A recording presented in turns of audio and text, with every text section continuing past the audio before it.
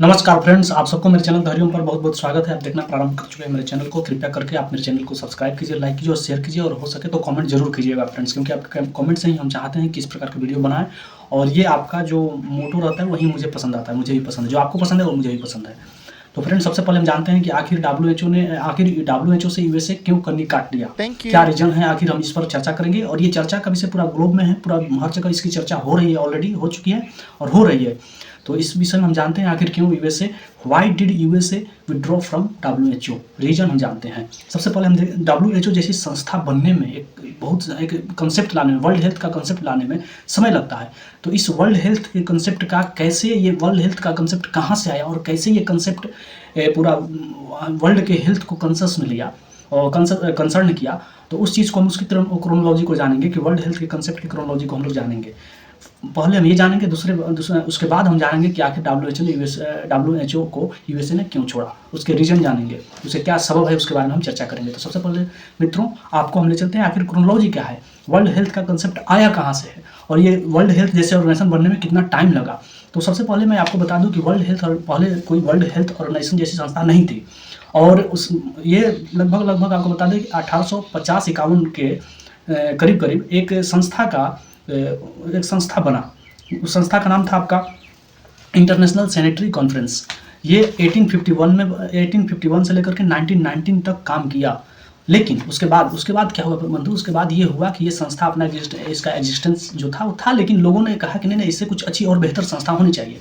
तो उन्होंने एक बेहतर संस्था के तलाश में इस संस्था को पीछे छोड़ दिया और नए संस्था जो वर्ल्ड वार फर्स्ट जो 1914 से लेकर के 1918 तक चला था, तो 1918 के 2 साल बाद यानी 1920 में एक न्यू संस्था बना जिसका नाम था international health cooperation. International health cooperation बना 1920 में, और ये उसको रिप्लेस किया किसको, तो वो जो पीछे वाली संस्था थी इंटरनेशनल सैनिटरी कॉन्फ्रेंस, उसको ये रिप्लेस करके वर्ल्ड इंटरनेशनल हेल्थ कोऑपरेशन बना। इसके बाद तीसरी बार, अब इसके आगे ये जो संस्था है 1920 से लेकर के ये सेकेंड वर्ल्ड वार तक चला। लेकिन जब सेकेंड वर्ल्ड वार आया तो ये संस्था भी उतना कामयाब साबित नहीं हुई, जिसके चलते बात चर्चा ये होने लगी कि इसको भी रिप्लेस करके एक इससे भी बेहतर संस्था बनाने की चर्चा होने लगी। तो पोस्ट वर्ल्ड वार जो था, उसके पोस्ट वर्ल्ड वार सेकेंड के बाद बहुत सारे कंट्री ने मिलकर एक कॉन्फ्रेंस बुलाया और इस पर डिस्कस किया कि नहीं, ये संस्था उतना कामयाब नहीं है, इसको छोड़ करके हमें एक न्यू संस्था बनाना चाहिए। तो उन्होंने इस पर चर्चा किया, लेकिन चर्चा धीरे धीरे आगे बढ़ा। जो आपको बता दें कि जो हमारा सेकेंड वर्ल्ड वार जो खत्म हो गया, उसके बाद 1946 में एक कॉन्फ्रेंस हुआ जो डब्ल्यूएचओ जो यूएन के यूनाइटेड नेशंस के इकोनॉमिक एंड सोशल काउंसिल ने बुलाया, और इस पर चर्चा हुई कि इससे बेहतर कोई संस्था का हम लोग को वर्ल्ड लेवल पर हेल्थ कंसर्न को लेकर के एक संस्था होनी चाहिए। तो उसमें भी चर्चा हुई, लेकिन वहाँ कोई फ्रूटफुल रिजल्ट नहीं आया। इसके बाद जस्ट 2 years आफ्टर, 2 साल के बाद, यानी 1946 में तो वहाँ चर्चा हुई, तो 1948 में यानी 7 अप्रैल 1948 में एक 53 राष्ट्र ने मिलकर के एक सम्मेलन किया, डिस्कस किया, और डिस्कस करने के बाद 61 देशों ने इस पर साइन भी किया, और साइन कर करके एक संस्था बनाया जिसका नाम रखा गया वर्ल्ड हेल्थ ऑर्गेनाइजेशन। ये संस्था कम इनटू फोर्स इन अप्रैल 7 1948, यानी ये फोर्स ने ये अपना काम में आ गया। कब ये काम इसको बन गया, इसकी स्थापना हो गया अप्रैल 7 1948 को, लेकिन ये उसी टाइम से काम करना स्टार्ट नहीं किया। जस्ट फोर्थ मंथ आफ्टर, 4 महीने के बाद ये संस्था फॉर्मली वर्क करना स्टार्ट किया। कब से? तो सितंबर 1 1948 से ये फॉर्मली रूप से ये वर्क करना स्टार्ट कर दिया। तो ये रहा क्रोनोलॉजी ऑर्डर ऑफ डब्ल्यूएचओ। तो डब्ल्यूएचओ का इस तरह से बना, ये वर्ल्ड हेल्थ कंसेप्ट जो वहाँ से निकला, इंटरनेशनल हेल्थ कॉन्फ्रेंस से निकल करके डब्ल्यूएचओ तक आया। इसके बाद हम देखते हैं, तो ये अब देखते हैं कि आखिर वर्ल्ड हेल्थ का एक्सपेंशन क्या है, कितना फैलाव है इसका। तो फैलाव ये है कि आज के डेट में वर्ल्ड हेल्थ ऑर्गेनाइजेशन के 194 कंट्री मेंबर हैं इसके, अगर यूएसए को छोड़ दे तो 193 कंट्री है। और इसके बाद ये 150 कंट्रीज में इसका ऑफिस है, और 6 कंट्री में रीजनल ऑफिस है। तो ये इसका फैलाव है। तो मित्रों, ये हुआ क्रोनोलॉजी ऑर्डर के थ्रू वर्ल्ड हेल्थ के कंसेप्ट, जो इंटरनेशनल हेल्थ कॉन्फ्रेंस से लेकर के आज डब्ल्यूएचओ यानी वर्ल्ड हेल्थ ऑर्गेनाइजेशन तक का सफर। अब हम जानते हैं कि आखिर डब्ल्यूएचओ को यूएसए ने क्यों छोड़ा, why did USA withdraw from WHO, इस पर हम चर्चा करते हैं। यूएसए ने 5 तर्क दिए इस पर कि आखिर उन्होंने क्यों छोड़ा। तो 5 तर्क में सबसे पहला उसका तर्क है कि जो हमारा वर्ल्ड हेल्थ ऑर्गेनाइजेशन है वो मिस हैंडलिंग ड्यूरिंग कोविड-19 पीरियड। कोविड-19 के दौरान ये डब्ल्यूएचओ ने क्या किया कि मिस हैंडल किया, कुछ चीज़ों को बहुत मतलब उसके अनुरूप, ये यूएस बोल रहा है कि उसके अनुरूप वो काम नहीं किया। तो वो क्या था भैया, तो वो काम ये था कि जब से उसका ये था कि जैसे जो ग्लोबल लेवल पर पब्लिक हेल्थ का इमरजेंसी डिक्लेयर करना होता है, ये डब्ल्यूएचओ का काम है। डब्ल्यूएचओ का काम है कि ग्लोबल लेवल पर वर्ल्ड पब्लिक हेल्थ इमरजेंसी घोषित करना, लेकिन उसमें डब्ल्यूएचओ ने देर किया, यानी देर से घोषित किया। और ये तो ऐसा किया ही, यानी हाइड किया, कुछ डेटा जो कुछ चीज़ों कुछ जो डेटा था उसको छुपाया, वो नहीं पहले आने दिया, और ये उसके एग्जैक्ट पोजीशन नहीं बताया। इसके बाद उन्होंने ये भी कह दिया, डब्ल्यूएचओ ये भी कहा कि ताइवान जैसी कोई कंट्री नहीं है, एग्जिस्टेंस ही नहीं है ताइवान का। तो ये चीज़ अमेरिका को अच्छा नहीं लगा। इसके चलते वो पहला रीज़न बता रहा है कि ये कारण है जिसके चलते हमने डब्ल्यूएचओ को छोड़ा है। दूसरा रीज़न बोल रहा है, वो बता रहा है कि जैसे दूसरा रीज़न में वो बता रहा है कि lack of positive administrative change. Positive administrative change में कोई अभाव है, अभी अभाव है। क्या अभाव है भैया, तो जो अकाउंटेबिलिटी तय होनी चाहिए, ट्रांसपेरेंसी आनी चाहिए, वो नहीं है। इसके बाद ऑपरेशनल एफिशिएंसी भी की कमी है वहाँ। क्या क्या, accountability, transparency and operational efficiency, इसमें डिफिशियंसी है, इसमें कमी है। क्या कमी है भैया, कि अकाउंटेबल नहीं है संस्था, ट्रांसपेरेंट नहीं है, जो हम फंड दे रहे हैं उसका ट्रांसपेरेंसी नहीं, मुझे नहीं पता चलता है कि किस तरह से इसका फंड का यूटिलाइजेशन हो रहा है। तो इस पर उसका एक संदेह है। और इसके बाद बोल रहा है यूएस, एक और पॉइंट कहता है कि उसका और एफिशिएंसी पॉलिटिकल जो पॉलिटिकल इंडिपेंडेंस है, उसको एफिशिएंसी, ऑर्गेनाइजेशन की एफिशिएंसी का, देखिए organization efficiency and political independence पे उसका शक है। क्या शक है भैया, कि जो ऑर्गेनाइजेशन है उसमें स्केप्टिसिज्म दिखाई दे रहा है उसको, कि ऐसा नहीं, हमसे कुछ छुपाया जा रहा है। उसको ऐसा लगता है अमेरिका को कि हमसे कुछ छुपाया जा रहा है, तो इसलिए उसको इस पर शक है। इसके बाद तीसरा जो उसका है कि डोमिनेंस ऑफ चाइना। यूएसए का कहना है कि इसमें कहीं ना कहीं डोमिनेंस, हर जगह चाइना का डोमिनेंस है इस डब्ल्यूएचओ में, हमारा कुछ चल नहीं रहा है। तो ये रीजन है उसका। इसके बाद आपको बताते चले कि जैसे कुछ अब इसके बाद हम ये चर्चा, वो कह रहा है कि मतलब हर जगह जिस संस्था में देखिए वहाँ पर चाइना ही चाइना दिखाई दे रहा है, हम कहीं दिखाई नहीं दे रहा है।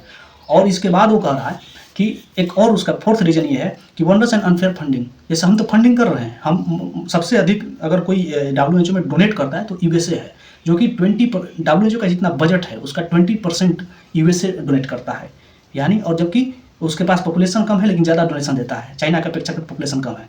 तो एक तर्क में वो बोला है कि जैसे मान लीजिए यूएसए का पॉपुलेशन कितना है, 348 मिलियन, जबकि चाइना का पॉपुलेशन कितना है, तो 1.41 बिलियन।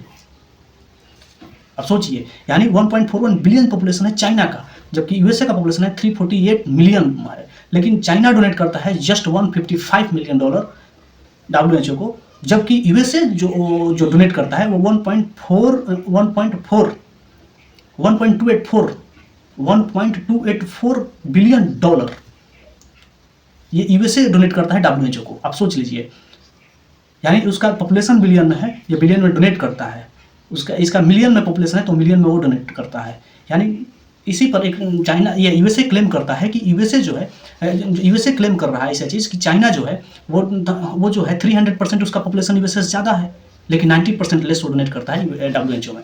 इसका चौथा रीजन उन्होंने बताया है। पांचवा रीजन ये में ये कहा जा रहा है कि जो यूएसए जो है वो shifting toward bilateral rather than multilateral.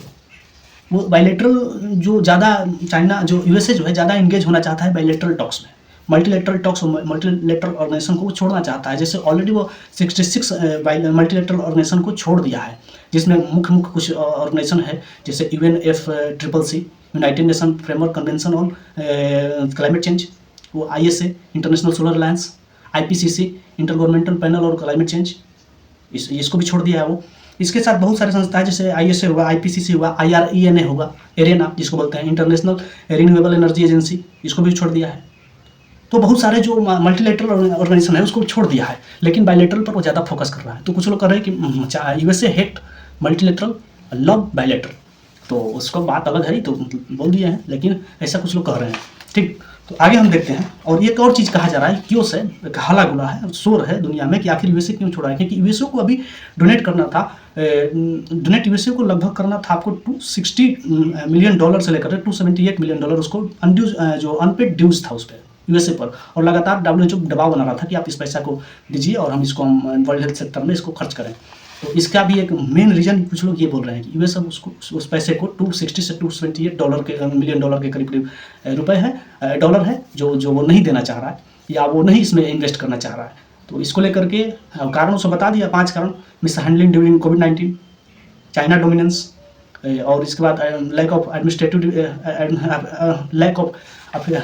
Of positive administrative change, इसके बाद ऑनरस एंड अनफेयर फंडिंग और shifting toward multilateral bilateral rather than bilateral, shifting toward bilateral rather than multilateral. तो ये उसका 5 रीजन्स वो बोला है। तो ये मित्रों ये रीज़न है इसका, इसलिए यूएसए जो है वो WHO को छोड़ दिया है। तो आप समझ गए इस चीज़ को। तो आपको यहीं पर हम छोड़ते हैं और आप भी देखिए बहुत सारे न्यूज़ आखिर। लेकिन एक चीज़ जान लीजिए, जितने भी विद्वान हैं ग्लोबल लेवल पर वो ऐसा कह रहे हैं कि अगर यूएसए जो छोड़ता है WHO को, तो WHO का जो फंडिंग आखिर कहाँ से लाएगा, क्योंकि 20% यूएसए फंड करता है WHO का। यानी टोटल बजट जितना है, यानी 100 रुपया अगर WHO के पास पैसा है तो 20 रुपया अकेले देता है कौन, तो यूएसए।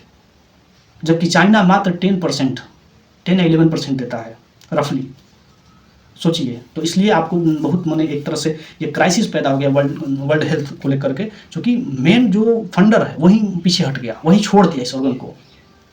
और वो बोला है यूएसए ने बोला है कि देखिए ऐसा है कि हम जो है बायलैटरल जो पीर टू पीर हम लीडरशिप पे ज़्यादा हम भाग लेंगे, उसमें पार्टिसिपेट करेंगे, और जो मल्टीलेटरल ऑर्गन है उसमें हम ज़्यादा पार्टिसिपेट नहीं करेंगे, उसका ये कहना है।